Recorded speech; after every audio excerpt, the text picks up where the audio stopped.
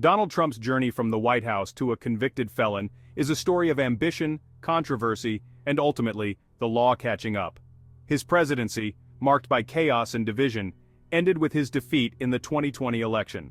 Refusing to accept the results, Trump sowed seeds of doubt about the electoral process, culminating in the January 6 Capitol riot. What followed was a series of investigations into his actions, focusing on his business dealings and attempts to overturn the election. The nation watched in disbelief as a former president, once considered above the law by many, faced multiple indictments. From hush money payments to election interference, the charges against Trump were unprecedented in American history. The trials, broadcast live on television, became national events, dividing the country further along partisan lines. Trump, meanwhile, maintained his innocence, claiming to be a victim of a politically motivated witch hunt. The trial that ultimately led to his conviction focused on his alleged financial misconduct while in office. The prosecution presented a mountain of evidence, including tax records and financial statements, alleging a pattern of deception and fraud. Trump's defense team argued that these were mere business practices, common in the real estate world and not criminal. The jury's verdict sent shockwaves across the globe. A former U.S. president found guilty of serious crimes was a sight many thought they would never see. This was not just a legal victory, but a symbolic one, demonstrating that even the most powerful person in the land is not above the law. The trial itself was a spectacle unlike any other. Held in a packed courtroom in New York City, the proceedings drew intense media scrutiny. Every word, every gesture, every piece of evidence was analyzed and debated endlessly on cable news and social media. The prosecution, led by a team of seasoned lawyers, methodically built their case, presenting a complex web of financial transactions and shell companies. They argued that Trump had inflated his assets to secure loans and insurance policies, while simultaneously deflating them to reduce his tax burden. Key witnesses, including former business associates and financial experts, testified to Trump's knowledge of and involvement in these schemes. The courtroom atmosphere was electric, with moments of high drama and tense exchanges between the lawyers and witnesses. The defense, on the other hand, sought to portray Trump as a savvy businessman who relied on the advice of his accountants and lawyers. They argued that the complexities of tax law and real estate valuations made it difficult to prove intent, a key element in proving financial crimes. They also attacked the credibility of some witnesses, claiming they were motivated by personal grudges or political biases. The trial lasted for weeks, with both sides presenting their cases and cross-examining witnesses. The jury, tasked with sifting through the mountain of evidence and conflicting testimonies, faced immense pressure. The weight of their decision was enormous, knowing that their verdict would have far-reaching consequences not just for Trump, but for the country as a whole. One of the most compelling aspects of the trial was the testimony of former Trump insiders. These individuals, once part of Trump's inner circle, provided first-hand accounts of his business practices and decision-making. Their testimonies painted a picture of an organization where loyalty was paramount and ethical boundaries were often blurred. One witness, a former CFO of the Trump Organization, testified that Trump was deeply involved in the financial dealings of his company and that he personally signed off on tax returns and financial statements. Another witness, a former lawyer for Trump, testified that he was aware of and participated in efforts to inflate the value of Trump's assets. These testimonies, combined with the documentary evidence, created a powerful narrative of wrongdoing. The prosecution also presented a trove of emails, memos, and financial records that seemed to corroborate the witnesses' accounts.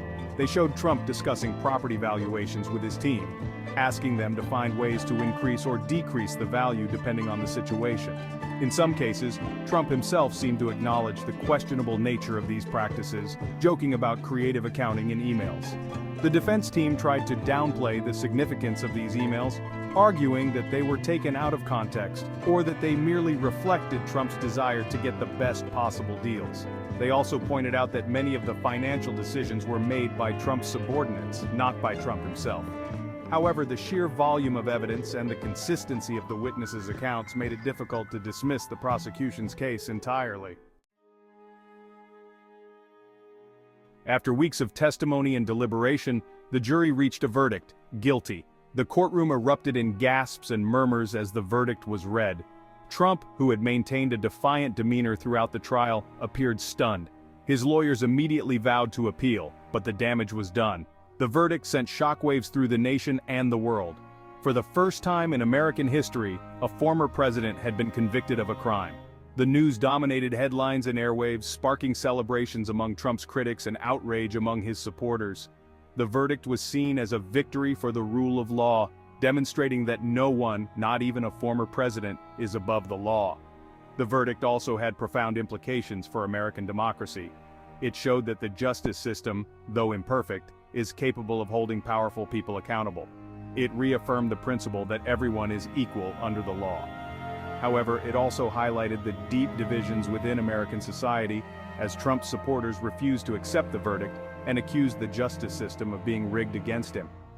The verdict was a defining moment in American history, one that will be debated and analyzed for years to come. It raised questions about the limits of presidential power, the role of the justice system in a democracy, and the future of American politics. The verdict was a reminder that the United States, for all its greatness, is not immune to the dangers of corruption and abuse of power. The conviction of Donald Trump marked a watershed moment in American history, its ripple effects sure to be felt for generations to come. The verdict, while offering a sense of accountability, also unveiled the fragility of American democracy and the deep-seated divisions that continue to plague the nation. The path forward remains uncertain, with both hope and apprehension coloring the horizon. One immediate consequence is the potential for further legal troubles for Trump. With other investigations still ongoing, the former president faces the possibility of additional indictments and trials. This could further inflame tensions and deepen the partisan divide, with some fearing it could lead to unrest and violence. The Department of Justice, tasked with upholding the law without prejudice, will be walking a tightrope in the months and years to come. Beyond the legal ramifications, the political landscape is also likely to be reshaped. Trump, despite his conviction, remains a powerful figure within the Republican Party.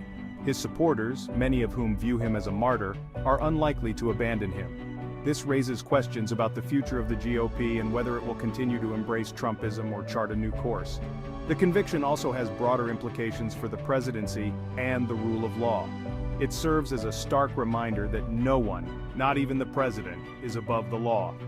This could potentially act as a deterrent against future abuses of power.